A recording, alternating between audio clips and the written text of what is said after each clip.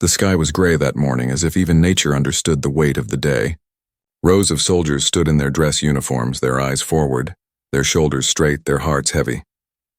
A soft wind carried the faint rustle of leaves, but otherwise silence hung in the air. This was not an ordinary day, and this was not an ordinary man they had come to honor. The casket, draped with the American flag, stood in the center. It gleamed under the soft light, its polished wood reflecting the uniforms of those gathered around. For many, this was not just the burial of another soldier. It was the farewell of a man who had given his life in service to his country, a man who had touched lives far beyond the battlefield. Among those who stood closest to the casket was Colonel Nathaniel Carter.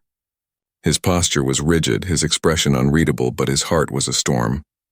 He had buried soldiers before, brothers in arms who had not returned from missions overseas. But this day was different. Today he was burying his own brother. His brother, David Carter, had never worn the high rank that Nathaniel bore. He had been a simple soldier, quiet, disciplined, and humble. David did not care for titles or medals.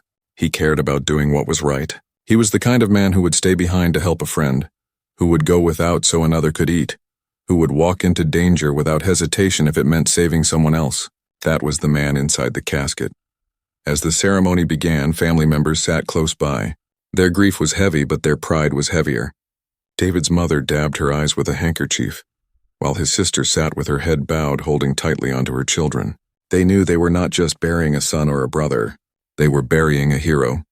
But not everyone in the crowd carried the same respect. Standing to the side, near the line of uniformed officers, was a police sergeant who wore his badge with pride but carried prejudice in his heart. His name was Officer Daniels. He had been assigned to attend the funeral as part of a local honor guard, but his presence carried no honor. He watched the Carter family with a cold expression, his thoughts dripping with quiet judgment. To him, the sight of a decorated black family receiving such respect felt undeserved.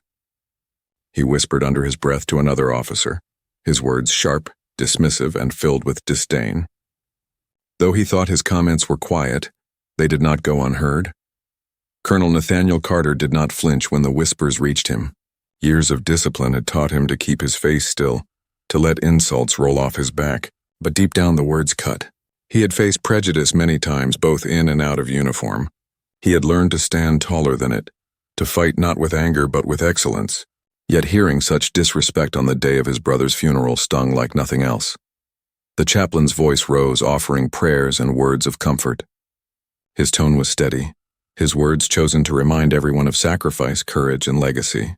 As he spoke, the soldiers behind him stood firm, their faces solemn, their eyes forward.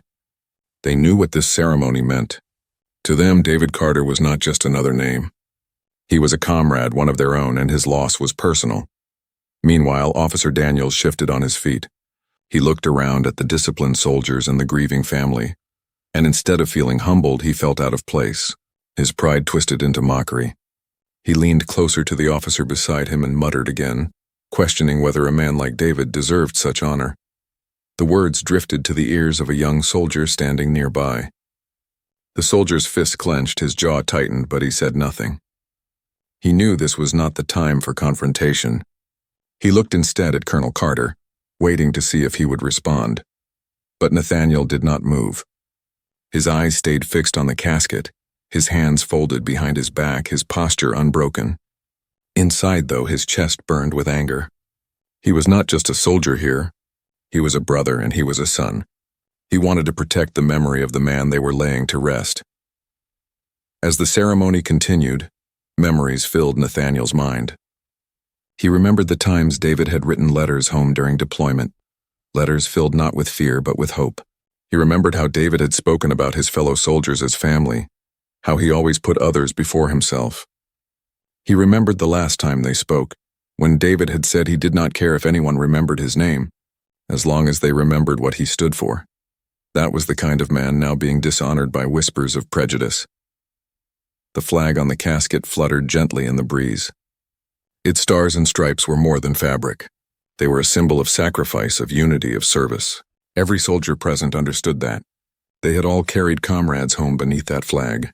They had all stood at ceremonies like this before.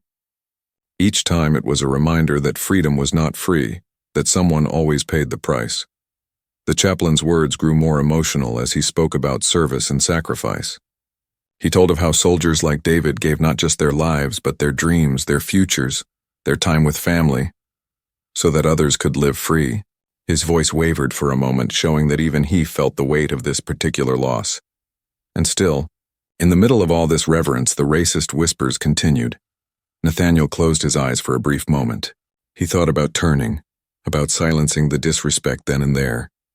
But he knew this was not the time. His brother deserved silence, honor, and dignity.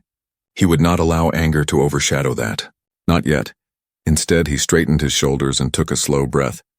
He reminded himself of the values that guided his own life: discipline, respect, and honor. He reminded himself that his brother had lived by those same values. If David could endure battles overseas with courage, then Nathaniel could endure this battle of silence with restraint. But deep down, he knew. The moment would come. The truth would be revealed, and when it did, no whisper of prejudice would ever erase the legacy of David Carter. The rifles fired their salute, 3 volleys that echoed through the air. The sharp cracks broke the silence, each one a reminder of finality. The bugler stepped forward, raising the instrument to his lips, and the mournful sound of taps filled the air. The melody carried across the field, soft yet piercing, a sound that had closed too many lives but always carried the same message: honor, respect, farewell. The soldiers saluted. The family wept, and Colonel Nathaniel Carter stood tall, a storm contained behind a soldier's calm. Officer Daniels smirked quietly, still blind to the truth of who stood before him. He thought his whispers carried no weight, that his prejudice would go unnoticed. But the silence of Nathaniel Carter was not weakness. It was strength preparing to speak when the time was right, and when it did, it would not just defend a brother. It would teach every soul present what true honor looks like. The rifles had fired their last salute, and the echo of taps still lingered in the air like a haunting memory. Families wiped their tears, soldiers lowered their salutes, and the silence of respect returned over the cemetery. But in that silence, another sound existed, a sound far smaller but no less powerful. It was the sharp, bitter whisper of a man who did not belong in the spirit of the moment. Officer Daniels shifted again at the edge of the crowd, his eyes narrowing as if the ceremony did not impress him. He leaned toward the fellow officer beside him and spoke low, thinking the words would vanish into the air, unheard by anyone who mattered. But words have weight, and in places of mourning even whispers can feel like thunder. Daniels let out a quiet laugh and shook his head. "All this for him?" he muttered, just loud enough to be caught by a young soldier 2 rows ahead. Men like that do not belong in the circle of honor. The soldier who overheard the remark froze, his jaw clenching tight. He wanted to turn, to confront, but discipline held him back. He was young, new to the army, and still learning the meaning of restraint. But inside his heart burned. He thought of the man in the casket, the stories he had heard of bravery and sacrifice, the quiet respect others had spoken of. To hear those words now during such a sacred farewell felt like a knife to the chest. The soldier shifted his weight, trying to calm the storm inside him. Colonel Nathaniel Carter stood at the front, motionless, his eyes locked on the flag-covered coffin. But though his body was still, his ears caught the whisper. It was not the first time in his life he had heard such disdain. From childhood, through the ranks of the military, in places where he had proven his worth 100 times over, there had always been voices like Daniel's. Voices that dismissed him before they knew him, voices that doubted him before they saw his strength. Yet to hear it here at his brother's funeral cut more deeply than any insult ever had. He did not turn. His discipline was unshaken. Years of Delta Force service had taught him patience, had taught him that timing could be the sharpest weapon. But deep inside, the storm churned. His silence was not weakness, it was endurance, and it was a choice. His brother's day would not be drowned by anger, not yet. The funeral still belonged to David, to the man who had given his life without complaint, who had served without needing recognition. Nathaniel would not allow Daniels to take that away. The chaplain's voice rose again, calling the family forward. David's mother, frail but proud, moved slowly toward the casket. Her hand trembled as she reached for the flag draped across it. The soldiers lifted it with perfect precision, folding it into sharp corners, each crease a symbol of respect, love. When the final fold was complete, The chaplain placed the triangle of cloth into her hands. She held it tightly to her chest, pressing it against her heart as if the fabric itself carried her son's spirit. Tears slipped from her eyes, but her chin remained lifted. She had raised sons who had lived with honor, and though one was now gone, his legacy would not fade. Officer Daniels smirked again. He crossed his arms and muttered, "Heroes are chosen too freely these days." His words, laced with contempt, were louder this time, carried by arrogance rather than accident. A few heads turned, eyes narrowing, but still no one spoke. The moment was too sacred for arguments, too delicate for anger. Yet in the silence, the damage spread. Soldiers who had fought alongside David shifted uncomfortably, their pride bruised by such disrespect. Colonel Carter heard it all. His jaw tightened, his hands curling briefly into fists before releasing. He breathed deeply, drawing on the years of training that had taught him to master not just the battlefield but himself. He thought of David, and how his brother had faced life with patience, with humility, with quiet strength. David would not have raised his voice. He would not have wasted his breath on a man like Daniels. Nathaniel knew this, but Nathaniel also knew there was a time for silence and a time for truth. The family stepped back, their part of the ceremony done, and the chaplain closed his book. The service was nearly over, yet the whispers hung in the air like a shadow over the light of honor. Daniels adjusted his uniform again, his arrogance untouched, convinced no one would challenge him. He saw the grief in the Carter family's faces, but it did not move him. To him, the uniforms, the medals, the folded flag, they were symbols misplaced. He did not yet understand the depth of the man in the casket, nor the stature of the man standing before him. As the soldiers began to disperse, some moving to comfort, the family, others standing guard in solemn respect, Colonel Carter remained where he was. He looked down at his brother's name engraved on the temporary marker at the head of the grave. He whispered under his breath, too soft for anyone else to hear, "You deserved better, David, and you will have it." Behind him, Daniels gave one last shake of his head. "Unbelievable," he muttered. "So much honor wasted." The words carried farther this time. More soldiers heard. A captain standing nearby turned sharply, his eyes flashing with anger, but Nathaniel raised a hand subtly, stopping him. This was not the moment to erupt. This was not the place to unleash fury. This was still David's day, still David's honor. But Nathaniel's eyes, cold and unwavering, shifted toward Daniel's at last. For the briefest moment, their gazes met. Daniel smirked again, but this time the confidence in his eyes wavered. He felt something in that look, a weight, an authority he could not name. Nathaniel said nothing. He turned back to the casket, his silence louder than any words he could have spoken. But inside he knew. The time for silence was ending. Soon the truth would come to light. Soon every whisper of prejudice would be drowned out by a revelation so powerful that no one in attendance would forget it. The soldiers began to march away, their boots thudding softly against the grass. The family lingered, clutching the folded flag. The sun broke briefly through the clouds, casting a golden glow over the grave as if even heaven wanted to remind them that sacrifice never goes unseen.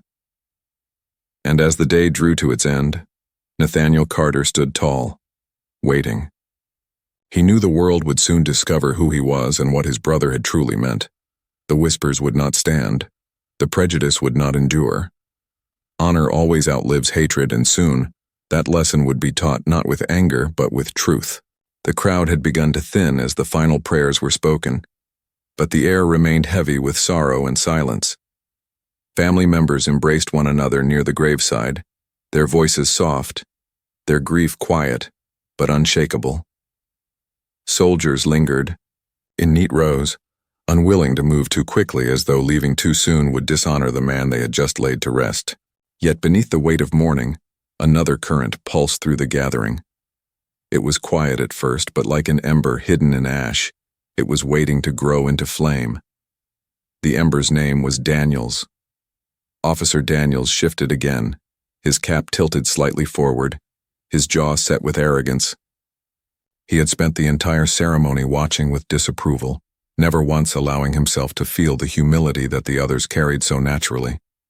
He could not see sacrifice in the casket. He could not see honor in the family's tears. All he saw was a story that did not fit his narrow view of the world. And now, with the funeral winding down, his patience for silence ended. As the family prepared to leave, Daniels muttered once more, but this time his voice was not soft. Perhaps he wanted to be heard. Perhaps he believed his uniform gave him the right to speak without consequence. His words sliced the air like a blade. Heroes? This is what we call heroes now? A waste of a flag, if you ask me. The words hung like poison, their sting immediate. A hush fell over those who heard, and several soldiers stiffened, their eyes darting toward the sound. The young soldier who had clenched his fists earlier now took a sharp breath, his restraint slipping. But before he could turn, the commanding voice of a captain nearby stopped him. "Stand down," the captain whispered. "This is not your fight." Colonel Nathaniel Carter heard the words too.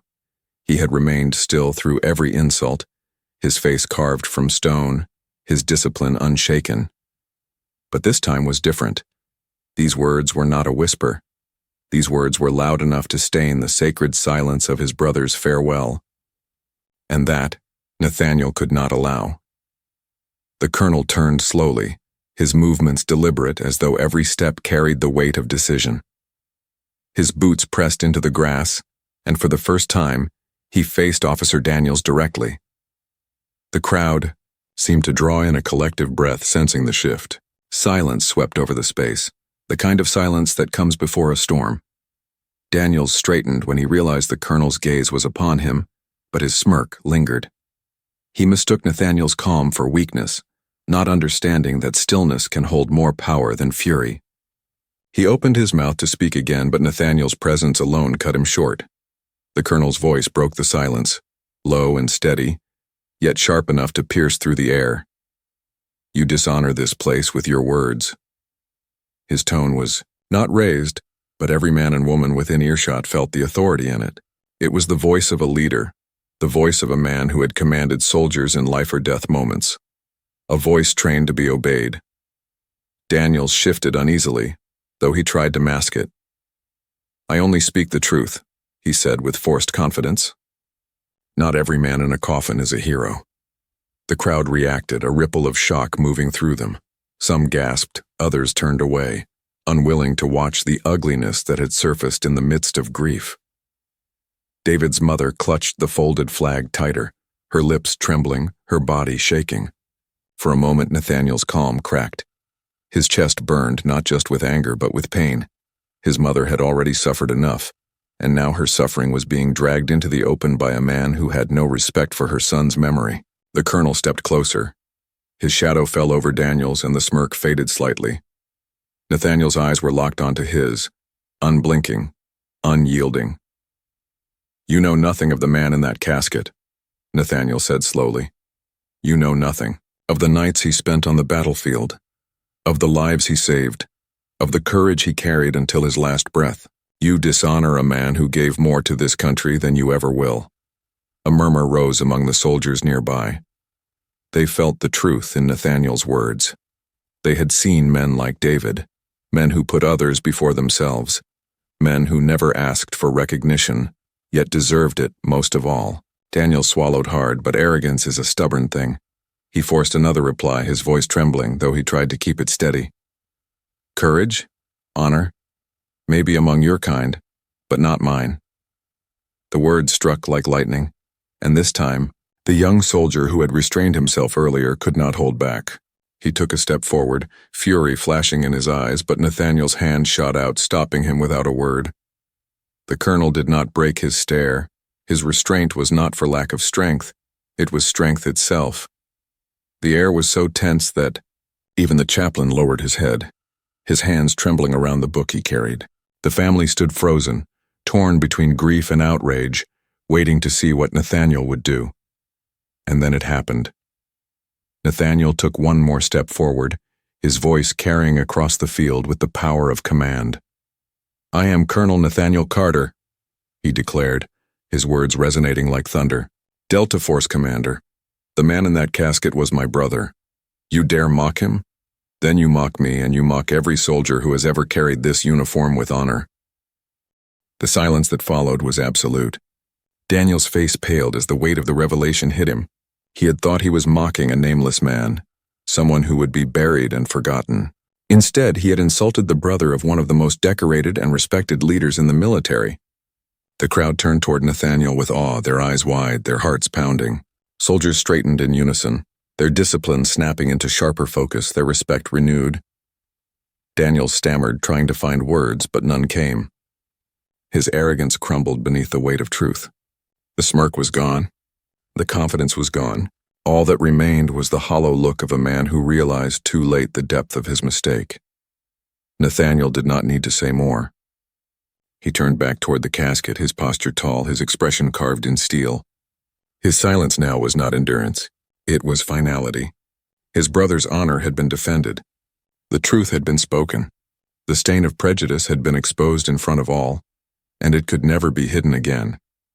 As the crowd absorbed what they had just witnessed, soldiers one by one began to rise to their feet once more. Without a word they saluted, not because they were told, but because respect demanded it.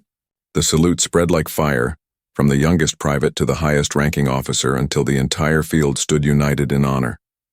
The family wept, but this time, their tears carried a measure of peace.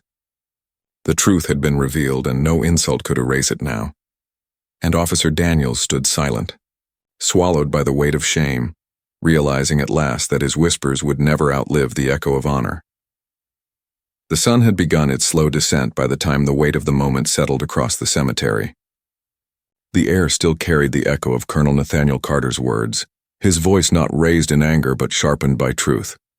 Soldiers stood frozen in respect, their salutes lingering as if time itself had paused to honor the fallen. The family clutched each other tightly, the folded flag pressed against their hearts, and in their eyes was the first glimmer of peace they had felt since the day the news of David's death had arrived. Yet in the stillness, the presence of Officer Daniels lingered like a shadow that refused to leave. Daniels had no words now. His arrogance had slipped through his fingers the moment Nathaniel revealed his identity. To mock a soldier at his funeral was shame enough, but to mock the brother of a Delta Force commander was a mistake that stripped even his own uniform of its dignity. The crowd that once ignored his mutters now turned their eyes on him, their silence more condemning than any words could be. He adjusted his cap nervously, shifting his weight from one foot to the other, but there was no hiding. He was exposed, caught beneath the light of truth. Nathaniel did not return to his seat. He remained standing near the casket, his frame tall and steady. Though his heart was heavy with grief, his presence radiated strength. He looked down at his brother's coffin, the flag still folded with perfect care, and spoke softly enough for only those closest to hear. "You deserve this honor, David, and no one will ever take it from you." The chaplain, still holding his book, took a step closer. His eyes, which had been troubled during Daniel's outbursts, now softened with gratitude. "Colonel Carter," he said quietly, "your brother's memory has been defended today in a way no sermon could match." Nathaniel gave a small nod, not in pride, but in acknowledgement. To him it was not a victory. It was simply his duty, his final act of service to the man who had always served others. The soldiers began to lower their salutes, but not one of them moved away. They wanted to remain, to witness what would come next. They felt the shift in the air, as though the funeral had transformed from a simple farewell into a defining moment. In their minds, they knew this day would be remembered not only for the man they had buried, but also for the lesson taught in silence and truth. Daniels finally tried to speak. His voice cracked as he forced out a half-hearted defense. "I did not mean—" "I only thought—" But his words failed him. The soldiers around him did not respond. They did not shout. They did not threaten. Their silence was more powerful than any reprimand. Daniels was left standing in isolation, the weight of his prejudice pressing on his chest like a stone he could not lift. Nathaniel slowly turned his eyes toward him again, his expression calm yet unwavering. He did not shout. He did not humiliate. Instead, he spoke with the authority of a man who had commanded teams through missions where silence meant survival. and truth meant life. Words reveal the man who speaks them, Nathaniel said. And today your words revealed you. Daniel swallowed hard. His lips parted as if he wanted to argue, but nothing came. The soldiers nearby did not need to hear more. They had already judged him not with hatred but with disappointment. And that disappointment was deeper, heavier, and far more lasting than anger. The family began to rise, preparing to leave the graveside. David's mother held the folded flag against her chest, her hands trembling but her spirit steadied by the knowledge that her son's sacrifice had been defended in front of all. She looked at Nathaniel, her eyes filled with both sorrow and gratitude. "You spoke for him," she whispered. "You spoke for all of us." Nathaniel leaned gently toward her and placed a steadying hand on her shoulder. "He spoke through me," he said. "I only gave voice to the man he already was." The chaplain gestured for the family to follow as the service concluded. Soldiers stood aside, creating a path for them to leave with dignity. Each one of them saluted again as the family passed, their boots clicking softly against the ground, their eyes filled with reverence. Nathaniel remained behind for a moment longer, his gaze locked on the casket. He thought of all the nights he and David had spent talking under the stars when they were young. He thought of the promises they had made to each other, that they would both live lives of service, that they would always fight for something greater than themselves. One had lived that promise on the battlefield until his final breath. The other was still here, carrying it forward. The soldiers did not move until Nathaniel finally turned to walk beside his family. His steps were slow but firm, each one carrying the weight of grief and the strength of duty. The younger soldiers who followed him looked on with awe. To them, Nathaniel was no longer just a colonel. He was proof that true leadership meant more than rank or medals. It meant standing when silence was easier. It meant defending dignity when others tried to tear it away. Behind them, Daniel's remained rooted to the ground. For the first time in his career, his uniform felt heavy, not with pride but with shame. The stares of the soldiers burned into him, not with violence but with truth. He understood now that he had not just mocked a family, not just disrespected a funeral. He had mocked the very essence of sacrifice, and no words could undo it. As Nathaniel and his family walked away, the sun dipped lower, casting long shadows across the rows of headstones. The silence that filled the cemetery now was different from the silence earlier in the day. It was not just the quiet of mourning, it was the silence of respect restored, the silence of a truth revealed. And though Daniel stood among them, trying to steady himself, he knew deep down that he had been marked by that truth. He had thought his whispers carried no consequence, but they had revealed his heart for all to see. And in the presence of real honor, his prejudice had been silenced forever. The soldiers departed one by one, their boots striking the earth with precision, leaving behind only the family, the casket, and the memory of what had been spoken. Nathaniel glanced back once more, his eyes steady, his heart heavy but resolved. He knew this was not the end of his brother's story. It was only the beginning of how it would be remembered.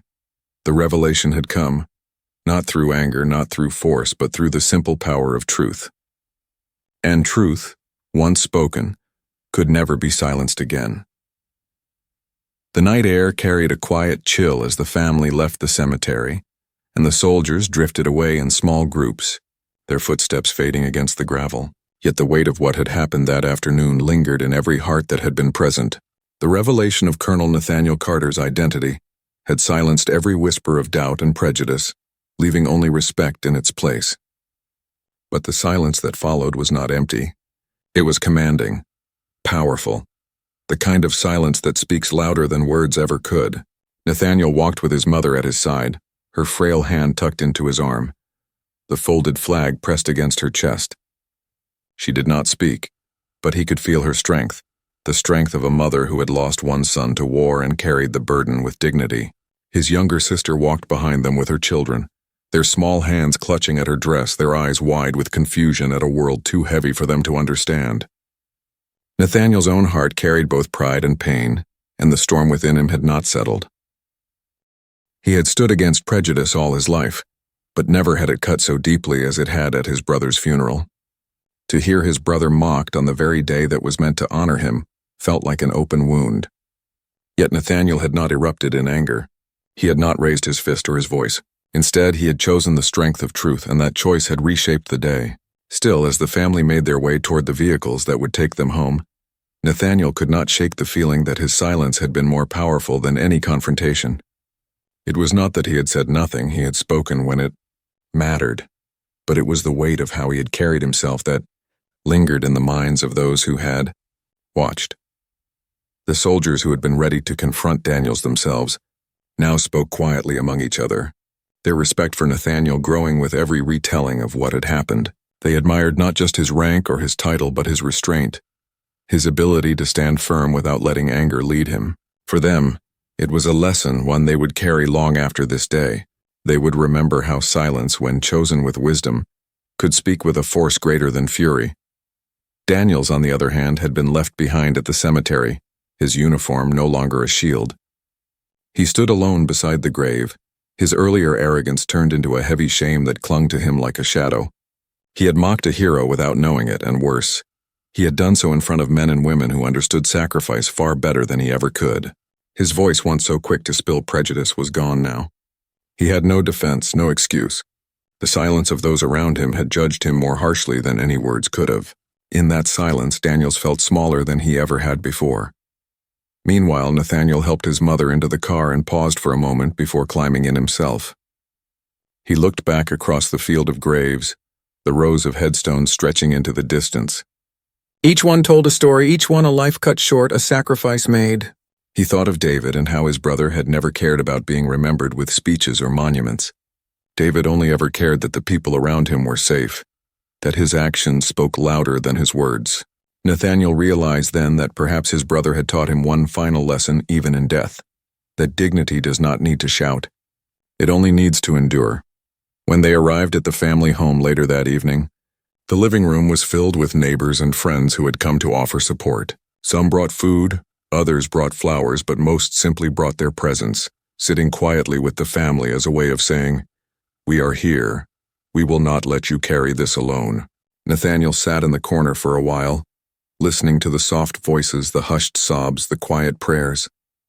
He remained strong for his mother, but inside, his thoughts returned again and again to the cemetery and to Daniels. He wondered what would become of the officer. Would he change, or would his prejudice only harden with shame? Nathaniel knew he could not control that. What he could control was how he carried himself, how he honored his brother, how he made sure David's story would live on not just in their family, but in the hearts of those who had witnessed his sacrifice. Later that night, when the house had grown quiet and most of the visitors had left, Nathaniel stepped outside onto the porch. The stars stretched wide above him, the same stars he had once looked at with his brother during long nights overseas. He could almost hear David's voice, calm and steady, telling him not to let anger take away from what truly mattered. Nathaniel closed his eyes and breathed deeply. His brother's presence was gone, but his spirit was everywhere, in the folded flag resting on their mother's lap, in the memories shared by soldiers, in the silence that had silenced hatred. That commanding silence stayed with him, stronger than any applause, stronger than any argument. It was the silence of truth, the silence of honor, the silence of a man who did not need to raise his voice because his life had already spoken loudly enough. And Nathaniel knew that from this day forward, that silence would not just protect his brother's memory, it would guide his own steps, shaping how he led, how he lived, how he ensured that dignity would always rise above hate. The world outside the porch was still, but Nathaniel felt the shift deep within him. The funeral had ended, but the lesson had only just begun, and he knew without a doubt that David's story, sealed in sacrifice and silence, would echo far longer than the whispers of prejudice ever could. The night passed with heavy silence in the Carter household, and when the sun rose the next morning, it felt as though the world had slowed down in reverence for the grief they carried. The folded flag still rested on the table in the living room, its sharp corners neat and perfect, a reminder of the ceremony that had honored David's sacrifice. Yet in the quiet light of dawn, something new filled the air. It was not only grief anymore. It was strength, a quiet determination that whispered through the house, telling each member of the family that the world had seen the truth. Nathaniel rose early, as he always did, his body still bound to the discipline of military life. He walked into the kitchen where his mother sat with a cup of tea, her hands trembling slightly as she tried to steady the porcelain against the weight of her sorrow. She looked at him, her eyes swollen from crying but steady with resolve. They saw him, she whispered, her voice faint but certain. They saw who he was, and no one can take that from him now. Nathaniel placed a hand over hers and nodded. Yes, he said softly. They saw him, and they will remember. Word of what had happened at the funeral spread quickly among the soldiers who had attended. By the end of the day, stories of Nathaniel's calm strength and the revelation of his rank were being told in barracks, in mess halls, and across phone calls to families far away. Younger soldiers repeated the details with pride, telling each other how a Delta Force commander had stood not only as a brother, but as a man of honor. They spoke of how prejudice had tried to stain the day but had been silenced, not by rage but by truth. And each time the story was told, respect for David Carter grew. Even in the city outside the military circle, whispers reached the community. Neighbors who had once known David only as a quiet man now heard stories of his bravery, his kindness, and his loyalty to his fellow soldiers. At the local church, prayers were spoken in his name. At the grocery store, people nodded solemnly to his mother when they saw her, not with pity but with respect. The mockery of one man had been drowned out by the honor of many. Daniels, however, found no such respect. His words from the funeral followed him back to his precinct. The officers he had once spoken so freely to now kept their distance. Some could not even meet his eyes, embarrassed by what he had said in a place meant for reverence. His arrogance had been replaced with silence, but not the commanding silence Nathaniel carried. This silence was hollow, filled with shame that gnawed at him when he tried to sleep at night. He had thought his words would fade into nothing, but instead they had revealed his character in front of men who valued sacrifice above all else. He had thought himself powerful in uniform, yet now he realized how powerless he was when stripped of respect. Meanwhile, Nathaniel continued to carry himself with dignity.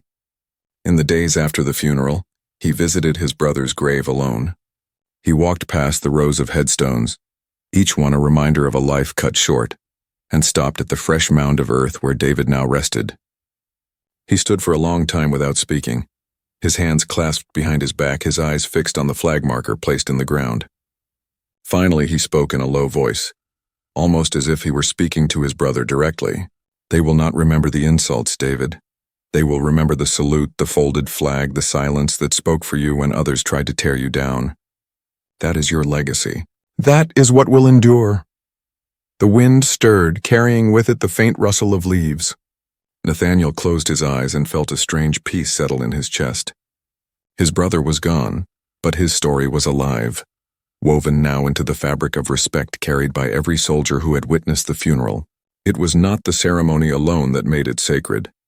It was the truth that had been revealed, the strength that had silenced hatred. Days turned into weeks, and the memory of the funeral did not fade. Instead, it became a story retold among soldiers as a lesson in dignity. New recruits heard it during their early days of service, told by older men who had stood at that cemetery. They spoke of how silence could be a weapon, how patience could reveal strength, and how respect must always be defended, not with rage but with honor. For Nathaniel's family, the grief remained, as grief always does. But they carried it differently now. His mother, though still broken by the loss of her son, found herself standing taller when neighbors approached. She spoke of David not with trembling sadness but with pride, telling anyone who would listen about the man he had been. His sister, once quiet with her sorrow, began to share stories of his kindness with her children, making sure they knew their uncle not as a figure lost to war, but as a hero who had lived with love. And Nathaniel himself found new strength in the silence. When he returned to his command, his soldiers looked at him with fresh respect. They had always known him as a leader, but now they saw him as something greater, a man who lived his values, who defended honor not only in battle but in life. His authority no longer came only from rank or experience. It came from the way he had carried himself at his brother's funeral. That moment had shown his men what leadership truly looked like. Officer Daniels, however, became a cautionary tale. His name was not spoken with anger but with pity, an example of how prejudice can destroy respect faster than any mistake on the battlefield. He learned in silence, carrying the shame of his words each day, knowing that in one careless moment he had revealed his true character to men and women who valued integrity above all else. His uniform no longer carried the weight of pride it once had. And though no one shouted at him, no one confronted him afterward, the silence that followed him everywhere was a louder condemnation than anything they could have said. Respect had been restored, not just to David, but to the family, to the ceremony, to the values that soldiers live and die by. The honor that Daniels had tried to dismiss had only grown stronger, shining brighter because it had been challenged. The funeral had become more than a farewell. It had become a reminder that respect cannot be stolen.